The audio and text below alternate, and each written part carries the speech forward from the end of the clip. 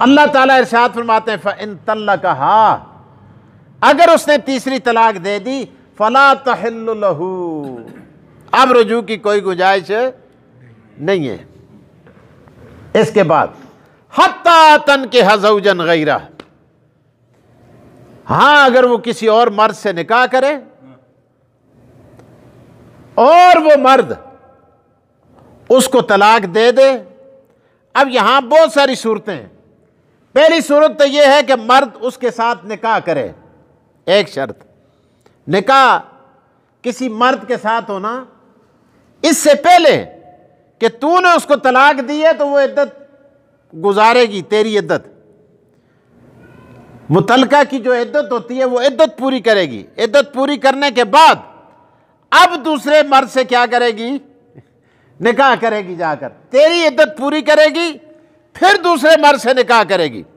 وہ اس سے نکاح کرے گا، مباشرت کرے گا، نکاح کرے گا، مباشرت کرے گا، حضور علیہ السلام کی صحیح حدیث ہے۔ اب اگر وہ دوبارہ اس کو طلاق دے دے تو پھر اس کی عدت بھی گزارے گی۔ اس کی عدت گزارنے کے بعد اب اگر وہ تیرے ساتھ نکاح کرنے پر راضی ہے، اس سے بھی جبرن طلاق، پہلے مرد سے بھی جبرن طلاق نہیں لی، اور اس کے ساتھ نکاح کرتے ہوئے یہ شرط نہیں لگائی کہ تو نے اتنے دن رکھ کر دوبارہ طلاق دے دینی ہے۔ اگر یہ شرط لگائی گئی ہے مشروط طور پر، اگر نکاح موقت کیا گیا ہے تو نکاح منعقد نہیں ہوتا ہے۔ امام صاحب کے یہاں نکاح موقت اگر آپ کسی وقت کی تعیین کر کے کہ میں 3 دہاڑے ہستے نکاح کرتا، ہفتے ہستے نکاح کرتا، 10 دن کے لیے میں نکاح کرتا ہوں، مہینے کے لیے کرتا ہوں، یہ تو منعقد ہی نہیں ہوتا۔ نکاح غیر مہینہ مدت کے لیے کیا ہے۔ اب وہ شخص بلا جبر و اکراہ اپنی مرضی کے ساتھ، خوشی کے ساتھ طلاق دے دیتا ہے، اور عورت پھر بیٹھ کر اس کی عدت بھی گزارتی ہے۔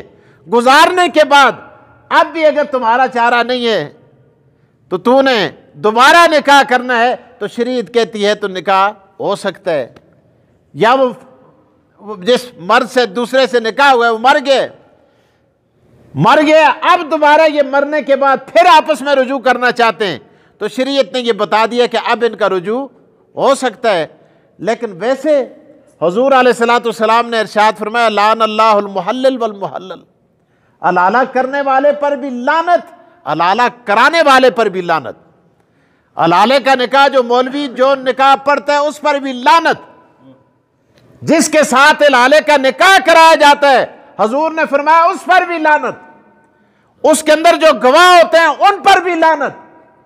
جو یہ سارا تانا بانا تن کے آتے ہیں ان پر بھی لعنت۔ شریعت اس کی قطعاً اجازت نہیں دیتی۔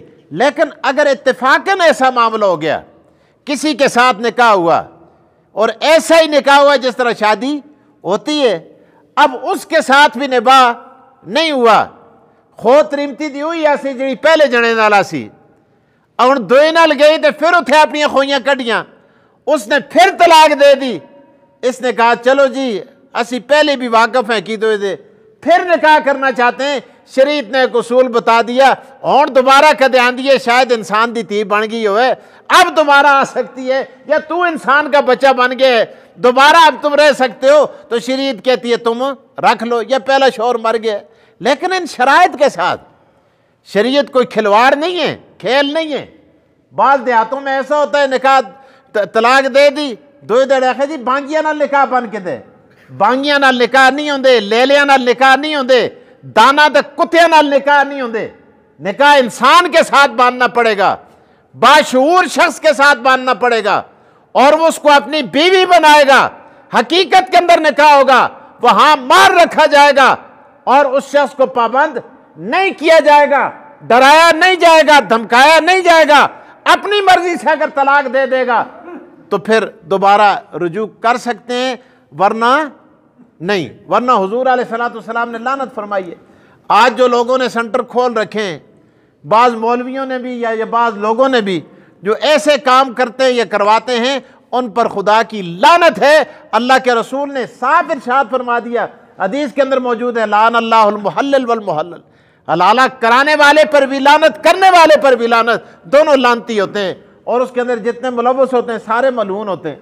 تو بہرحال اللہ تعالیٰ نے ارشاد فرمایا فَإِن طَلَّقَهَا فَلَا تَحِلُّ لَهُ مِن بَعْدُ، اگر اس نے تیسری طلاق بھی دے دی فَلَا تَحِلُّ لَهُ، حلال نہیں اس کے لیے، من بعد، اس کے بعد، حَتَّى تَنْكِحَ زَوْجًا غَيْرَهُ، یہاں تک کہ وہ نکاح کر لے کسی دوسرے مرد سے۔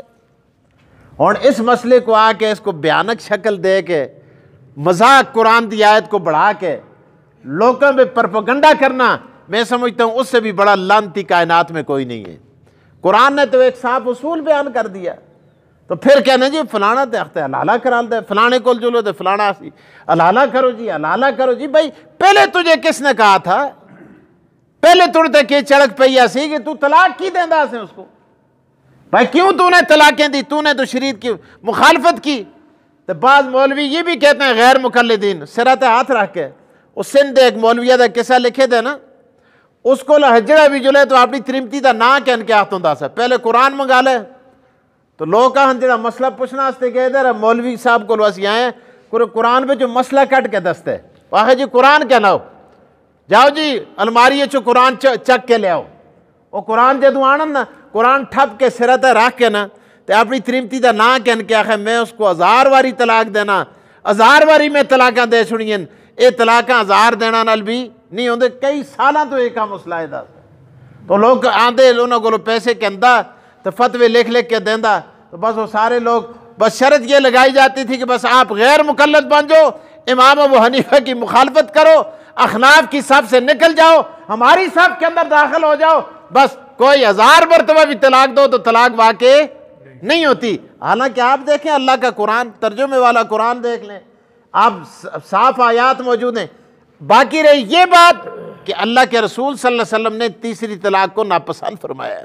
یہ دیکھیے نسائی کی روایت، اللہ اکبر، ایک شخص صحابی روایت کرتے نبی اکرم صلی اللہ علیہ وسلم سے، فرمایا رجل طلق امرأته 3 تطلیقات جميعا فقام غضبانا ثم قال علی یلعب بکتاب اللہ۔ اللہ کے رسول صلی اللہ علیہ وسلم کے پاس ایک شخص آیا، آ کے کہنے لگا یا رسول اللہ میں نے اپنی بیوی کو 3 طلاقیں دے دی، 3 طلاقیں دے دی میں نے اپنی بیوی کو۔ اللہ کے رسول صلی اللہ علیہ وسلم کو غصہ آ گیا، حالانکہ اتنے غصے ہوئے اللہ کے رسول کے اٹھ کے کھڑے ہو گئے۔ آقا دو جہاں صلی اللہ علیہ وسلم نے ارشاد فرمایا ایلعب بکتاب اللہ، او خدا کے بندو کیا تم اللہ کے دین اور اللہ کی کتاب کو کھلواڑ بنانا چاہتے ہو؟ کیا کر دیا تو نے؟ اللہ اکبر۔ وَأَنَا بَيْنَ أَظْهَرَكُمْ، اور میں محمد بھی تمہارے اندر موجود ہوں، یہ کیا کر لیا تو نے؟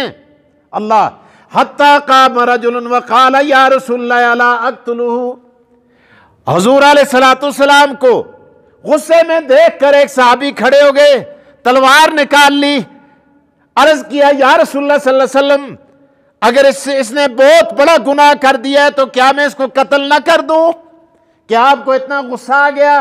آقا دو جہاں صلی اللہ علیہ وسلم نے اس کو روکا، آپ نے فرمایا اس طرح نہ کرو، اس طرح کرنے سے بہت بڑے فتنے پیدا ہوتے ہیں۔ اگر تیسری طلاق واقع نہ ہوتی، حضور فرماتے خیر ہے واقعی نہیں ہوئی، یہ طلاق دے پئی نہیں، یہ تیسری طلاق دینا نال ہوندا ہی کچھ نہیں۔ جی آج لوگ آتے ہیں 18 بھی دے تو کچھ نہیں ہوندا، ہوندا سا طلاق واقع ہوندی ہے سنہ، تا نبی علیہ السلام کو غصہ ہے، تا ایک آدمی اٹھے اس تلوار کڑی ہو سکے۔ آپ کے جو چیز غصے کا باعث بنتی ہے، کیا میں اس شخص کو قتل نہ کر دوں؟ طلاق واقع ہوتی تھی تب غصہ ہے، طلاق واقع ہوتی تھی تب حضور نے ناپسند فرمایا ہے، طلاق واقع ہوتی ہے تب اللہ کے رسول منع فرماتے ہیں۔ اگر ایک شے واقع ہی نہیں ہوتی تو پھر اس پر غصہ آنے کا کیا مطلب ہے؟ تو بہرحال ایسی باتیں سنا کے لوگوں کو دوسری طرف پھیر کے لے جاتے ہیں۔ تو اللہ تعالیٰ نے قرآن کریم کی ان آیات کے اندر صاف طور پر ارشاد فرما دیا، فرمایا فَإِن طَلَّقَهَا فَلَا تَحِلُّ لَهُ، اگر طلاق دے دی اس نے تیسری، فَلَا تَحِلُّ لَهُ، حلال نہیں ہے اس کے لیے، من بعد، اس کے بعد، حَتَّى تَنْكِحَ زَوْجًا غَيْرَهُ، یہاں تک کہ نکاح کر لے کسی دوسرے مرد سے، فَإِن طَلَّقَهَا وہ بھی اسے طلاق دے دے فَلَا جُنَاحَ عَلَيْهِمَا تو اب کوئی گناہ نہیں ہے ان دونوں پر أَن يَتَرَاجَعَا تثنیہ کا صیغہ أَن يَتَرَاجَعَا کہ یہ دونوں آپس میں رجوع کریں إِن ظَنَّا پھر تثنیہ کا صیغہ إِن ظَنَّا أَن يُقِيمَا حدود اللہ اگر انہیں گمان ہو کہ ہم اللہ کی حدوں کو قائم رکھیں گے اللہ فرماتے ہیں وَتِلْكَ حدود اللہ یہ ہے اللہ کی حدیں يُبَيِّنُهَا لِقَوْمٍ يَعْلَمُونَ بیان کرتے ہیں اس کو اللہ تعالیٰ اس قوم کے لیے جو ان کو یاد رکھتی ہے یعلمون جو جانتے ہیں اللہ تعالیٰ مجھے اور آپ کو قرآنی احکامات پر عمل پیرا ہونے کی توفیق دے